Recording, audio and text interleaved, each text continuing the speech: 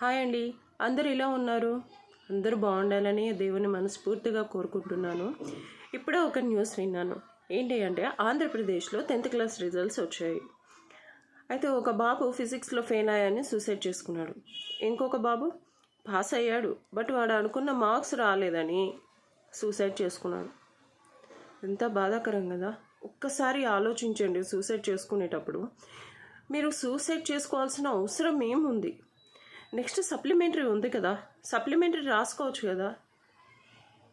మీ parents ఏమైపోవాలి మీరు suicide చేసుకుంటే? మిమ్మల్ని నమ్ముకున్న వెనక అక్క చెల్లెళ్ళు, మీ పేరెంట్స్, ఫ్యామిలీ మెంబర్స్ ఏం అవ్వాలని అనుకుంటున్నారు? చదువు ఒకటే జీవితమా? చదువు లేకుండా ఎంతమంది బతకట్లేదు రోడ్ల మీద?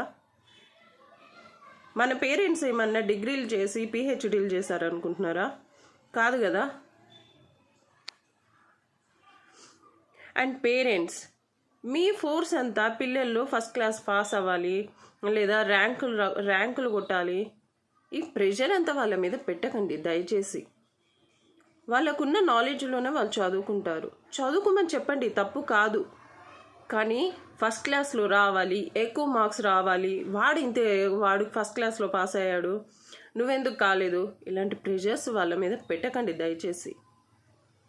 వాళ్ళకి ఇంకా ప్రెషర్ ఎక్కువ అవుతుంది. వాళ్ళు చదివేది కూడా చదవకుండా మానేస్తారు మీ ప్రెషర్స్ వల్ల. దయచేసి అర్థం చేసుకోండి పేరెంట్స్.